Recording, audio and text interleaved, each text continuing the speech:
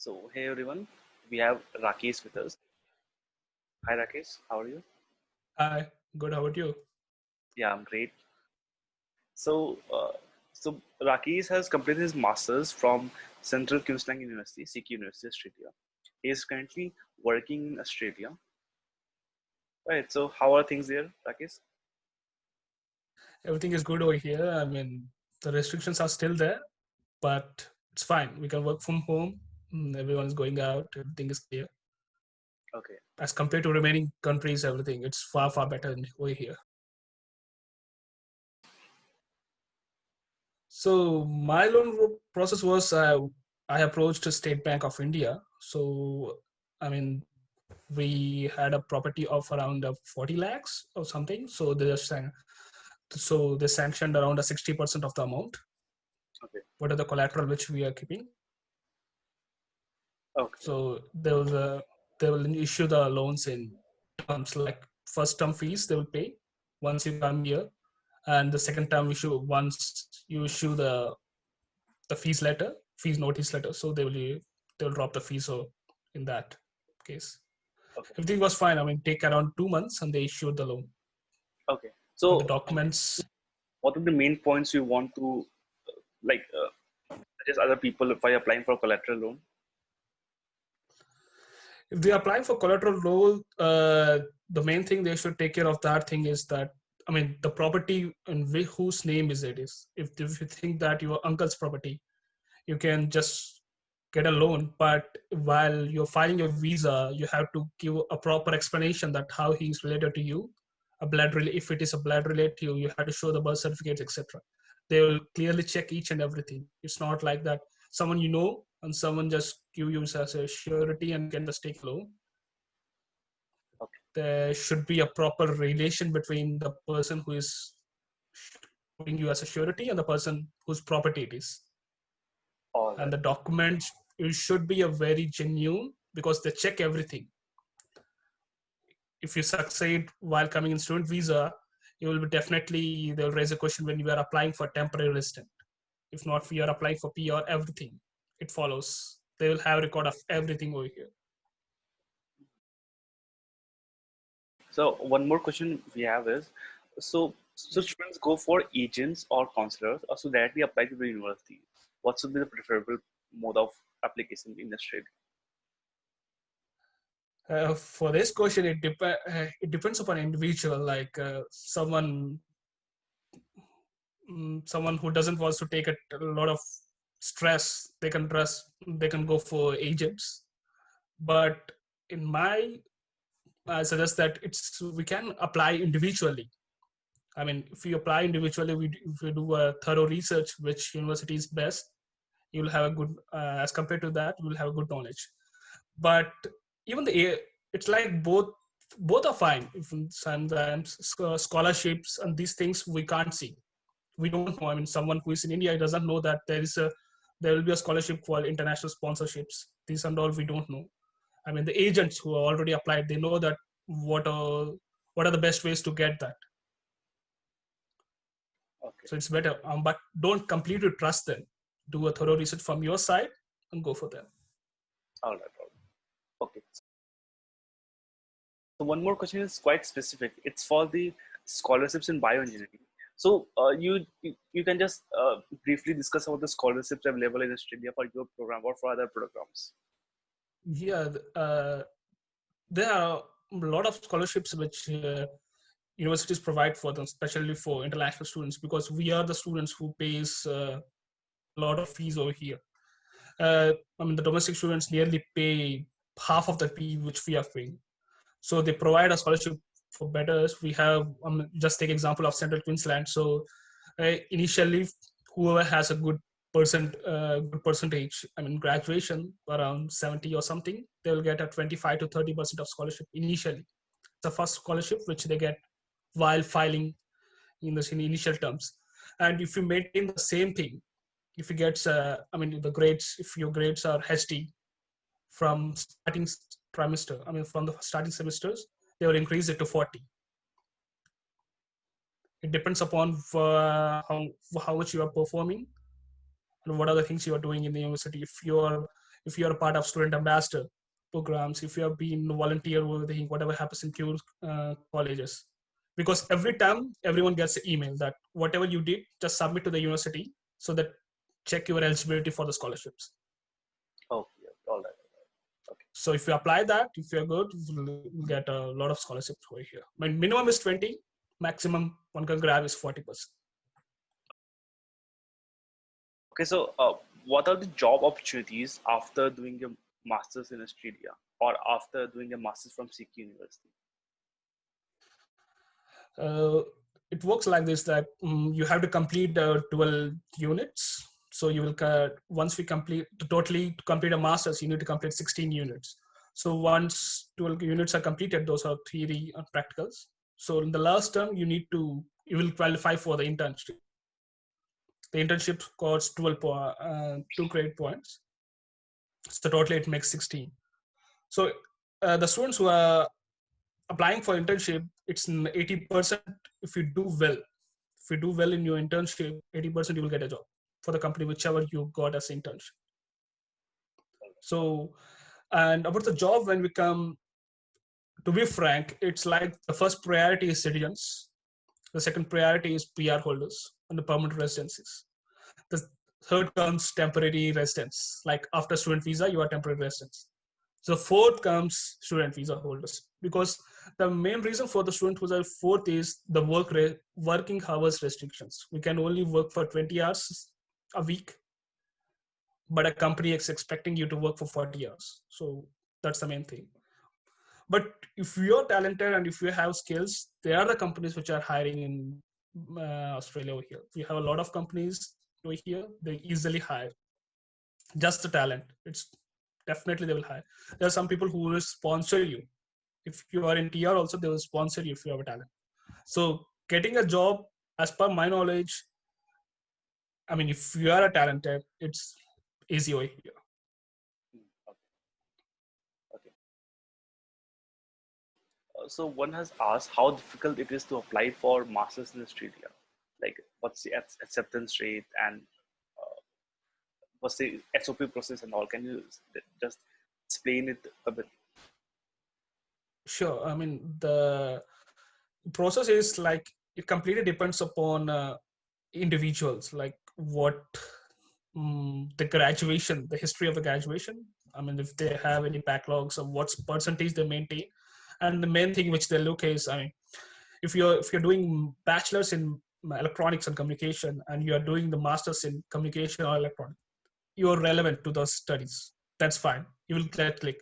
If someone who's did a bachelor's in mechanical and is applying for master's in IT, so you will compare to two students, someone applying for different roles. So the first one who is having the same field, he will get a more chance. But when it comes to a ratio as compared to all the countries, it's far better. It can easily get it. When we are applying for top universities, it will differ. But when we are applying for a medium scale university, 100% the acceptance ratios will work. Definitely. Okay. Okay. So one more question we have is how to approach the SOP or essay process. How to write the SOPs is a much better way to attract the universities. To write the SOPs, it's I mean,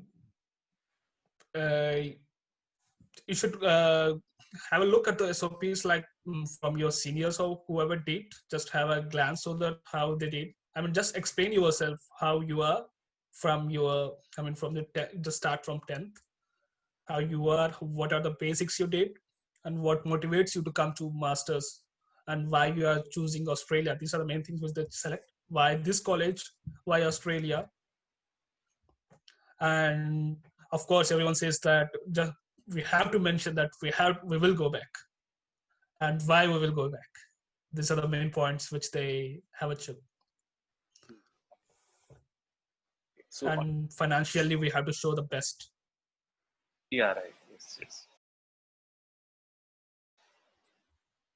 So another question which we have is, what is the cost of education of masters in Australia? So the masters over here, it will cost from 20,000 to 45,000 per annum, I mean per year. It depends upon the college. Like if you take if you take Central Queensland, it starts from 25,000. The same thing if you take from University of Queensland, it starts from 30,000 per year. Okay. So it depends upon the university and the course. The same thing if in CKU, if you take something course related to medical science, it will differ. It will be 30,000. If you take a management course, it will be around 26 something per year. So it will be 50,000 for 2 years. Okay. Dollars, I mean.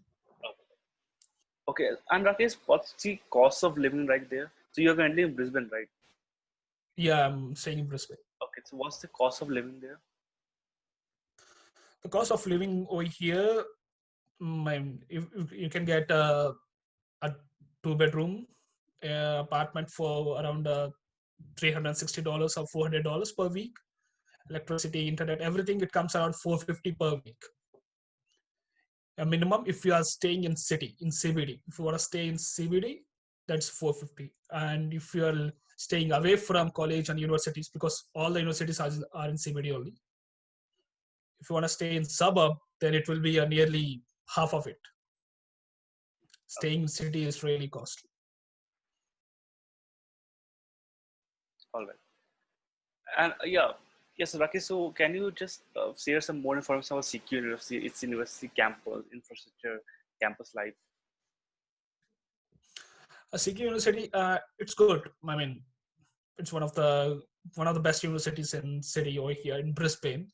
The main campus for this university is in Rockhampton, but it's like a branch over here in Brisbane city, which we have. The university is good. I mean, the lectures, everyone, the teaching level is fine. I mean, for this budget, for this level, the university is perfect. And we can easily, I mean, the staff, we have 24/7. I mean, if you have any issues, like if you're international students, you got some issue with in the initial stages, they are ready to help over here. I mean, you can just give them a call, or you can directly visit them. They will help you out.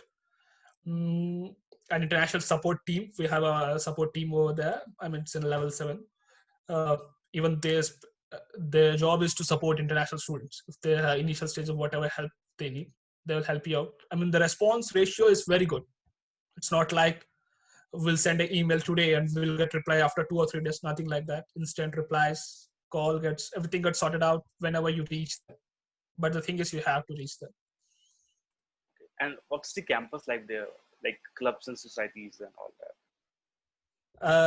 Yeah, it's. I mean, for student life, I mean, ambassador, every programs happens over here. Everything is good, but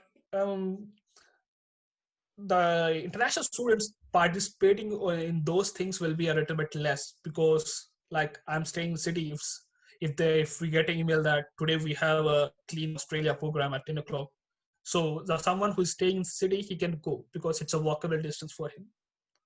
But someone is staying in suburb, he has to take a bus, or he has to take his vehicle, he has to come here. So their state participation for those children will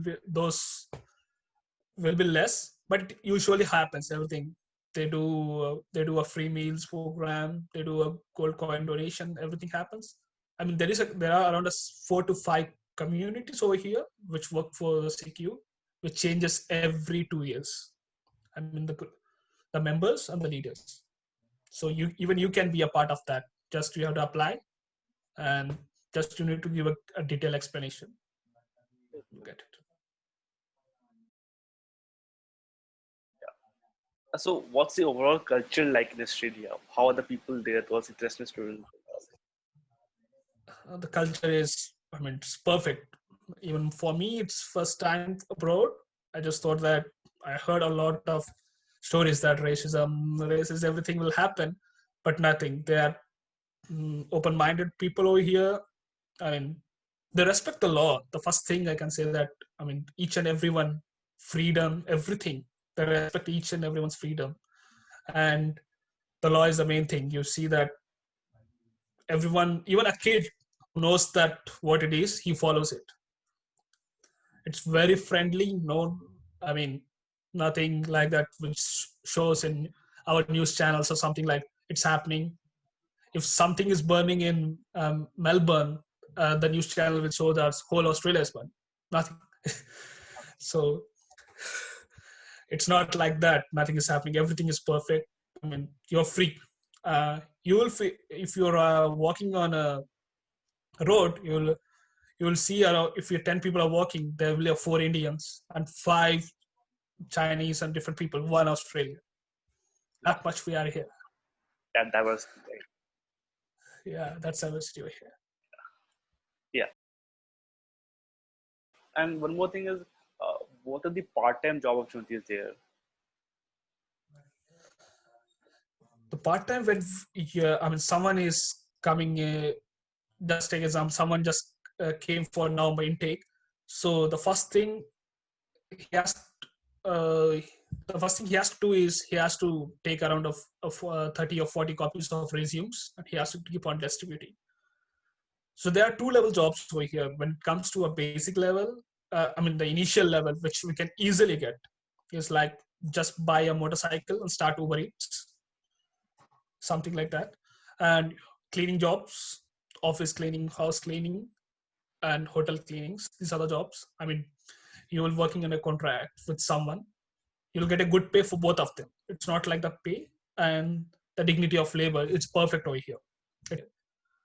And someone which already have experience, he can try in seek.com. This is like a job portal over there where there are call centers where they can hire you for 20 hours.